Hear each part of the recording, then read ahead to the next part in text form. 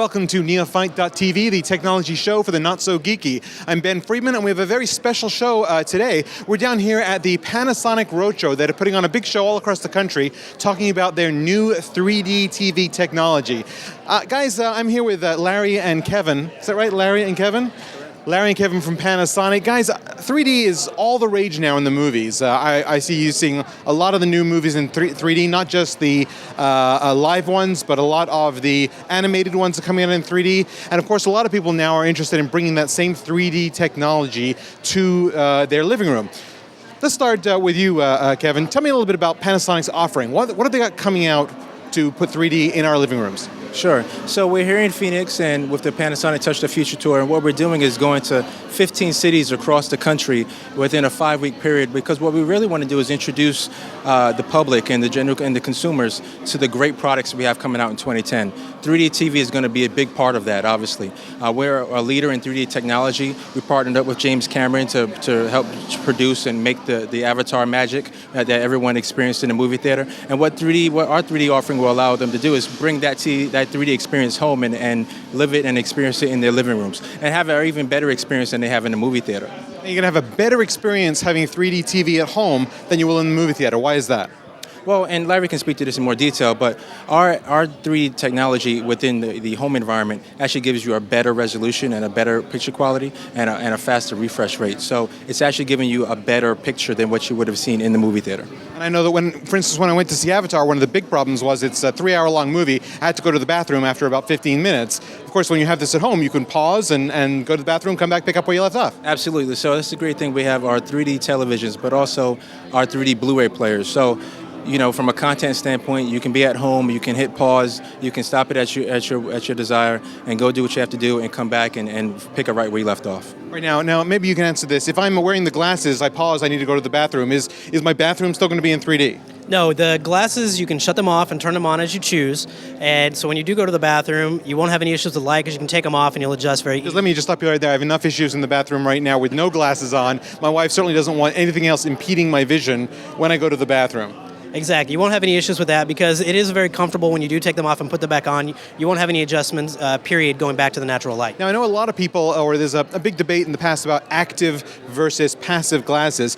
What is Panasonic using and why does that make a difference? We are using an active shutter system, which allows for a higher resolution 3D experience. What you have in a movie theater is a passive system.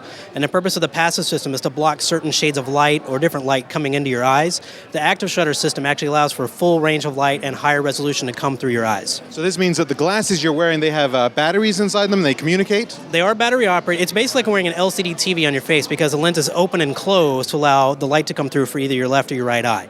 Tell me a little bit about the technology in the glasses. The technology was called an active shutter lens, and there's a small 2032 button cell battery in them, and the lenses themselves have an infrared emitter, or receiver, in the glasses that receive a signal from the TV. And the way the TV works is it receives a high-def image for your left eye and for your right eye at a full 1080p. And the glasses, the left eye flashes 60 times a second to open and close, and the right eye does the exact same thing, alternating based on what's happening on the screen. They're very lightweight and very comfortable.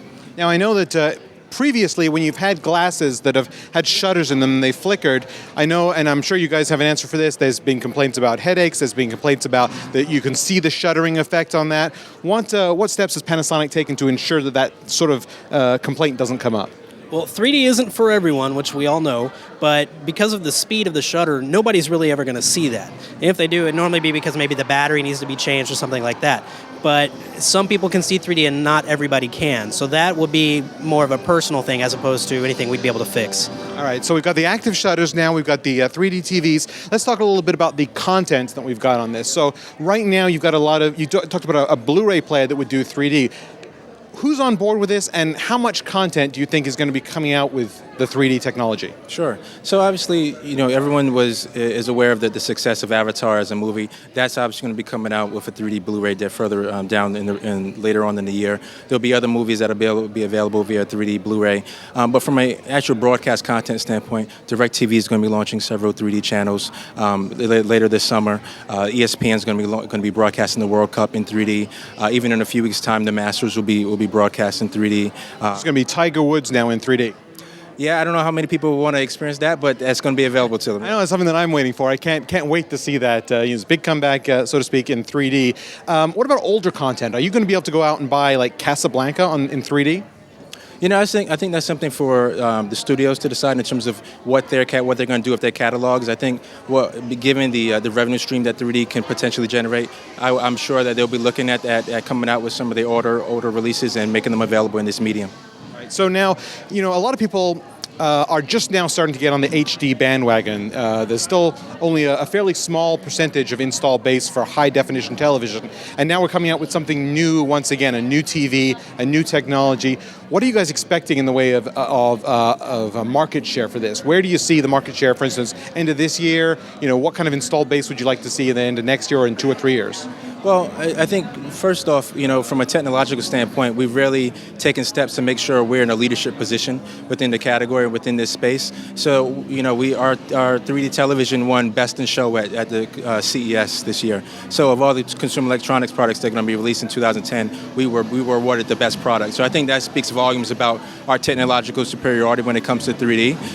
And also, frankly, our 3D televisions are still capable of delivering a 2D picture. So, for someone who isn't looking to have 3D on all the time, they're still going to be able to get a great 2D picture and experience high definition television viewing.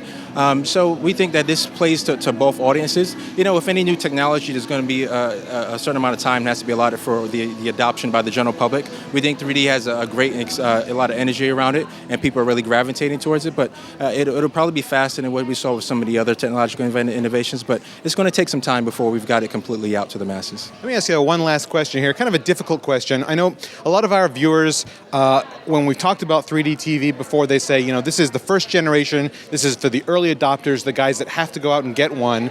A lot of people say, I'll wait for version 2, I'll wait to see what shakes out. I don't want to be caught as the beta of the VHS and beta technology. What can you say, and maybe I'm happy to get an answer from both of you, what can you say to sort of assuage the fears of the viewers here today that this isn't going to be next year's Betamax, or next year's DVD? How do they know that this is the technology that's going to be the one that will succeed?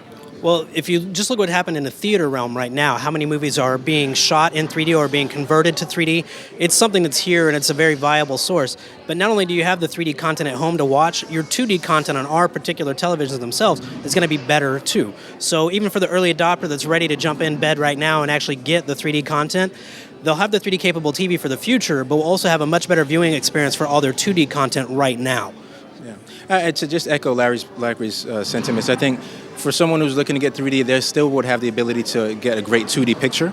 So they'll have that dual functionality. But also, unlike previous new types of innovation that have come out, there's not a huge price delta between our 3D televisions and what you can get from a 2D standpoint. So it's not like this is going to be 5-6 times what a 2D offering would be. This is going to be not much more in terms of the price differential. So it really, for what you're getting, it's actually a very good value.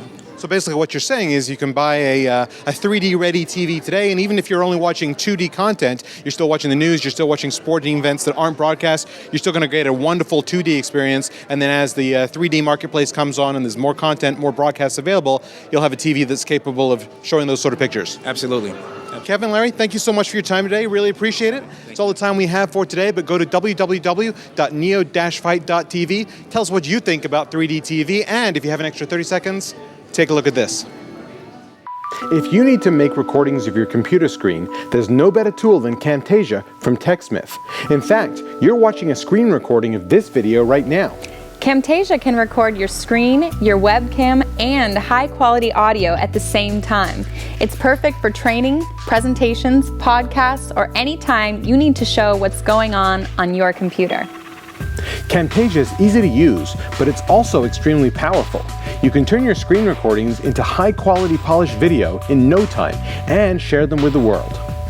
And Camtasia is available for the Mac and PCs. If you need to make screen recordings to educate, train, or sell, there's no better tool than Camtasia from TechSmith.